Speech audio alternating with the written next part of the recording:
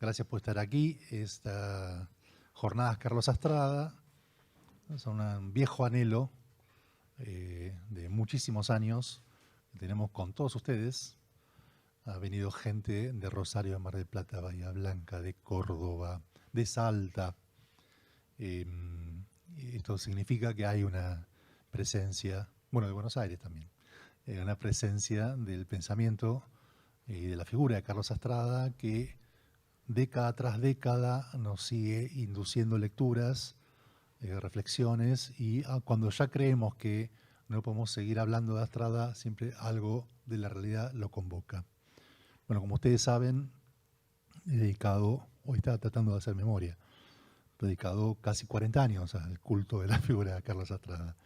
Recuerdo cuando yo tenía 20, conocí al papá de un amigo mío, de Bahía Blanca, papá de Damián Lozada, la mamá de Damián había sido ayudante de Astrada y tenía varios libros, y me los regaló.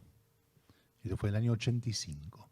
Y para mí fue un descubrimiento múltiple que tiene que ver con la idea que se puede hacer una filosofía con una marca argentina, que se puede ser no un mero glosador y repetidor de saberes ya constituidos, como el pensamiento existencial, como la tradición marxista. Naturalmente, por los aires de la época fue lo primero que me interesó, la tradición marxista. Después fui descubriendo otras dimensiones. Bueno, ahí descubrí que había sido profesor en Bahía Blanca, 2 años, a fines de la década de 59-60, donde dio un seminario sobre sociología, y que conocí a unas cuantas personas que lo habían conocido, habían trabajado con él, y era la primavera democrática, el alfonsinismo, donde había sucedido una clausura de algunas situaciones que tienen que ver con el peronismo y con las tradiciones marxistas. Las tradiciones de izquierda están, como siempre, puestas bajo la lupa del reexamen, bajo la idea del fracaso, la derrota y la posibilidad de su vigencia o de su caducidad. Entonces la figura de Astrada condensaba todas esas dimensiones. Ahí, en la biblioteca Rivadavia, Bahía Blanca, estaban una gran cantidad de sus libros. Comenzó un trabajo de estudio. Siempre la frase era: vos con la obra de Astrada podés hacer una carrera de filosofía. Podés tener de los presocráticos hasta Hegel y Marx, todo el pensamiento de la filosofía existencial, pero también la tradición nacionalista, el peronismo, las tradiciones, las vanguardias estéticas y políticas de todo el siglo, en fin. Alguien que nació en la época de Roca y muere 6 meses después de la aparición de Montoneros, es decir, 3 años antes de la vuelta de Perón. Digamos, esto, dicho así, suena como una enormidad, pero coincide también con un momento central de la historia argentina. Y Astrada era como la caja negra que permitía, de algún modo, revisar cada uno de esos puntos. Naturalmente, en ese periodo estaba eclipsada, ni hablar cuando advino el menemismo. Cuando lo conocí a Horacio González en el año 95, la primera conversación que tuvimos fue sobre Macedonio. Me acuerdo que le estaba escribiendo sobre Macedonio. Y la segunda conversación sobre Carlos Astrada.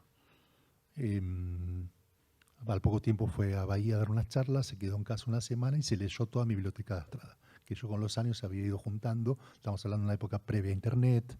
Conseguir material era que tenías que viajar a un lado, fotocopiar. He copiado a mano muchas cosas de Astrada en su momento.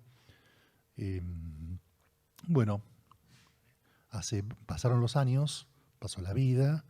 Hacia el año 99 terminé el libro sobre Astrada, que todos ustedes han leído, y recién en el 2004, o sea, producida la caída de la Argentina, Horacio Tarcus, que aún no era todavía subdirector de la biblioteca, lo publicó en El cielo por asalto.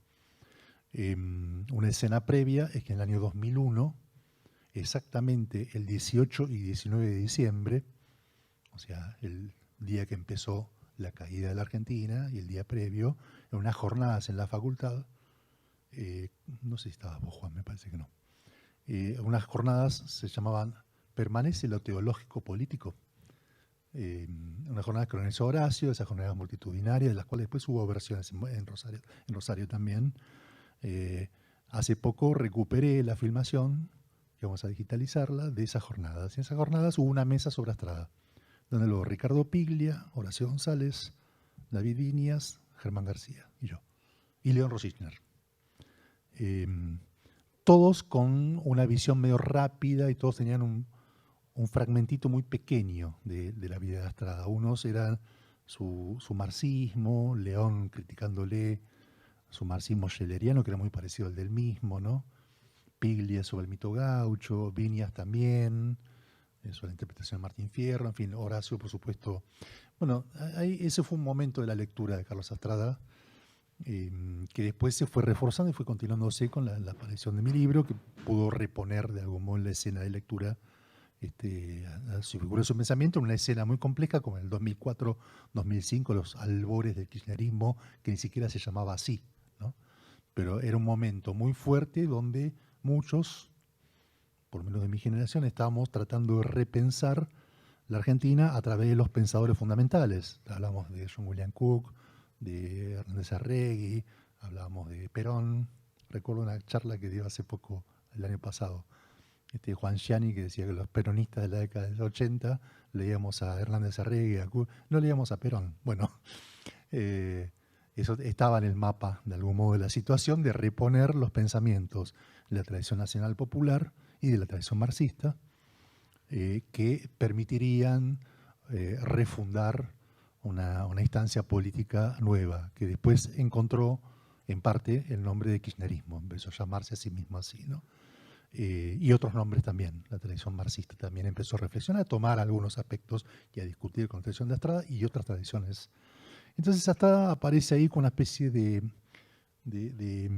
excusa para repensar todos los temas que conforman el dilema argentino.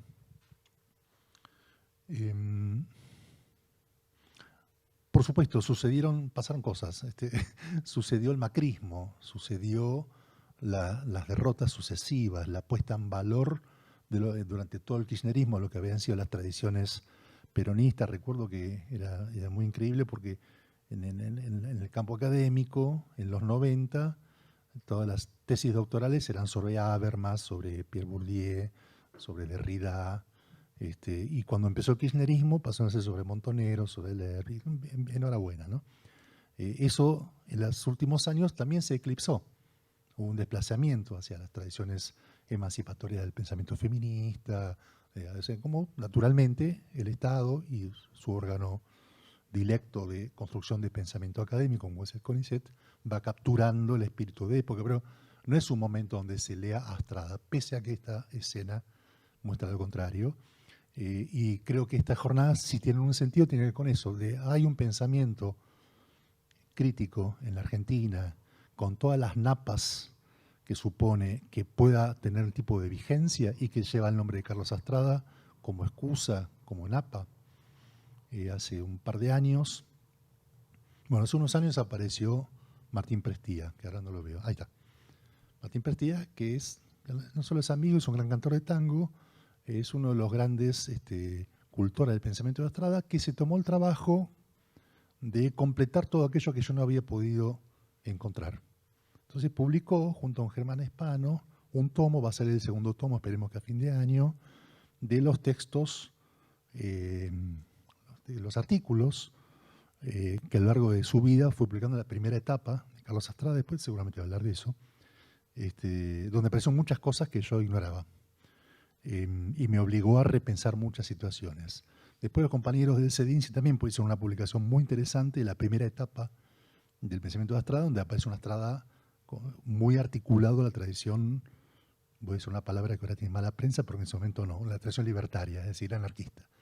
Es decir, continuamente hay revisitas a su pensamiento, como sucede con todo gran pensador. O sea, uno cuando está en una coyuntura muy, como dije antes, yo empecé a estudiar Astrada en el 85 y terminé el libro 20 años después, en el 2004.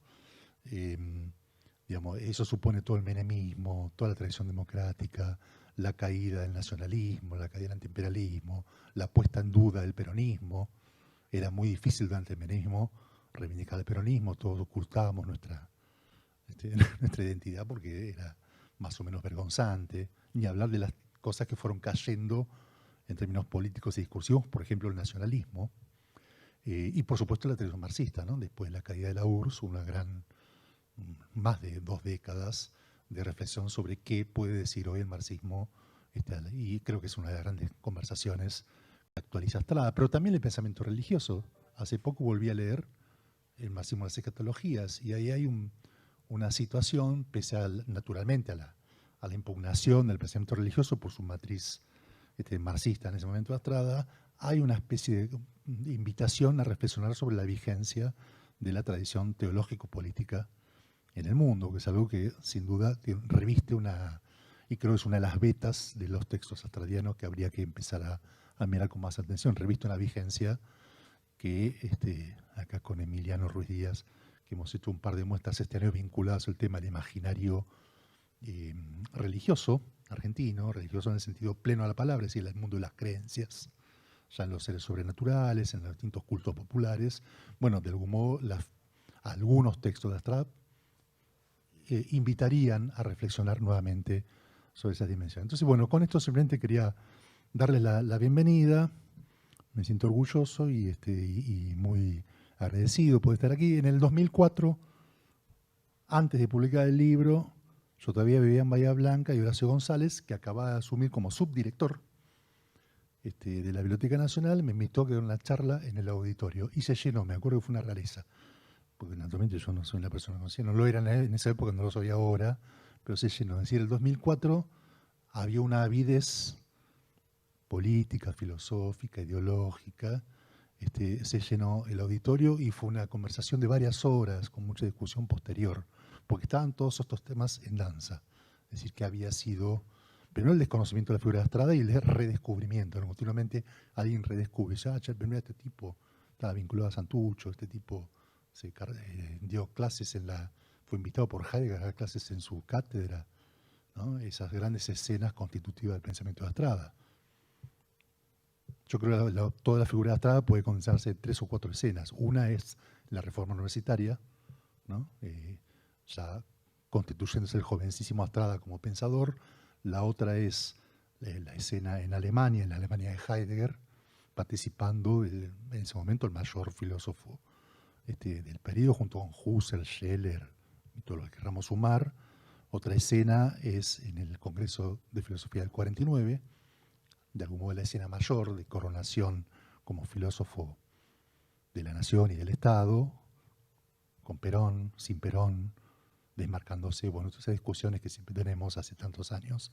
Y la otra escena es con Mao Zedong, conversando con Mao Zedong, 15 años después, tratando de decirle a Mao Zedong, acá no hay marxismo porque no hay dialéctica, no hay filosofía, siempre con el dedo en alto, retándola a todo el mundo, ¿no?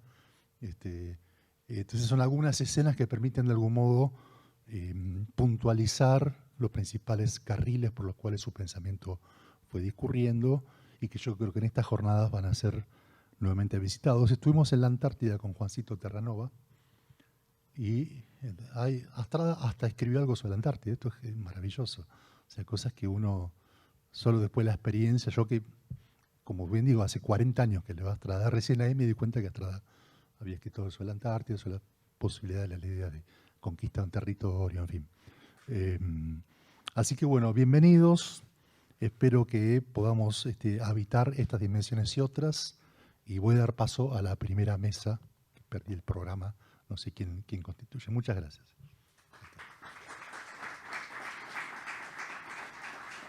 Facundo Di Vincenzo, de la Universidad de Lanús. La idea Fuerza de Voluntad de Soberanía en Carlos Estrada, 1940-1949. Santiago Cordero, la Universidad del Sur, Mis Pagos, de Bahía Blanca. Debo decir que no lo conocía Santiago. Esto es buenísimo también, ¿no? Un poco por viejo también, pero bueno. Carlos Estrada y la técnica, continuidades y desplazamientos en su sentido. Y Norita Bustos, mi vieja amiga, podemos decir viejo, ¿no? Mi vieja amiga de Mar del Plata, cuando salió mi libro, ella me fue a buscar a Bahía Blanca y yo no estaba. En la época donde no había ni teléfono celular ni nada.